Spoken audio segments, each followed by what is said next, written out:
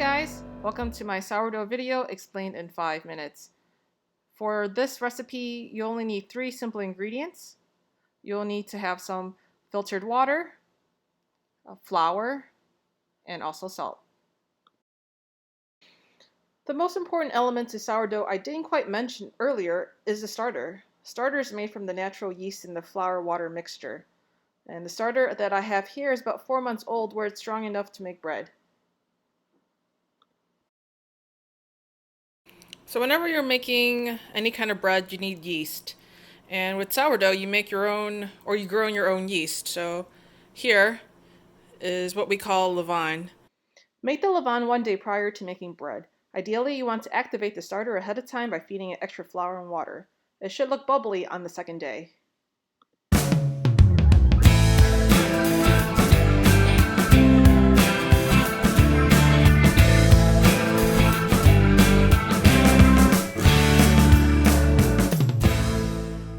So for this recipe, I used about 50 grams of whole wheat flour, and the rest of the dry ingredients I used about a mixture of 350 grams of bread and all-purpose flour.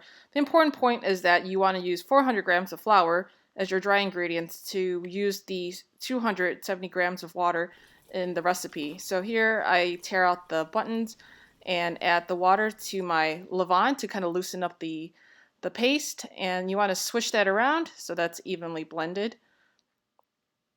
And then once you're done, you can pour that into the dry ingredients. Before I do that, I like to add some salt. I have about 10 grams. That's measured on the scale. And with the chopstick, just swish it around. You can also use a spatula. And when you're done, you can also add the wet ingredients into the mixture. Go ahead and swish that around with your spatula until it forms a shaggy ball. You can poke at it so it's not so sticky. And after about several hours later, it kind of melts together into this gooey paste. But it's, as you can see that there's some air bubbles that have formed in the mixture. So here I scoop it out by hand. You can work with the dough and pull it together to make a nice round ball. And the surface tension is then pulled, which looks more like a normal sourdough bread. Alright, hey guys, this is now day 2 of the sourdough bread baking, and here we are. We have the overnight proof of the sourdough, and I've prepared a cast iron pan that's heavily dusted so that it doesn't stick to the bottom. And right now I have my oven preheating at what should be 475, along with a Dutch oven that's heating up inside. So we'll get that oven nice and toasty. We'll put the bread, fold it up, and drop it in there. For the slightly more advanced step, you can shape the sourdough bread by making a giant square. So flatten the dough, pull the corners out.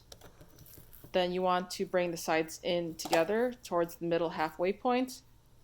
And then finally, bring the final edge and seal the bread. The reason why you want to shape the sourdough is to help the bread rise up.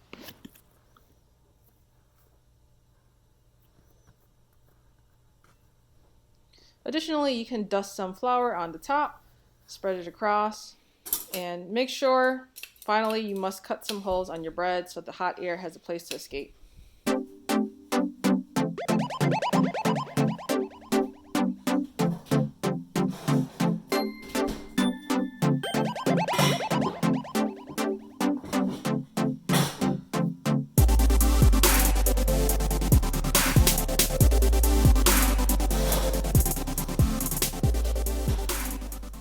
This is the final bake of the sourdough bread.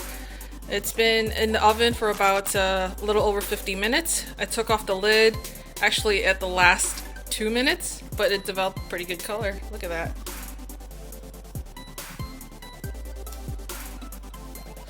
And so there you have it. A nice fresh homemade piece of sourdough bread in your own home. Good luck with baking, and I'll talk to you guys later.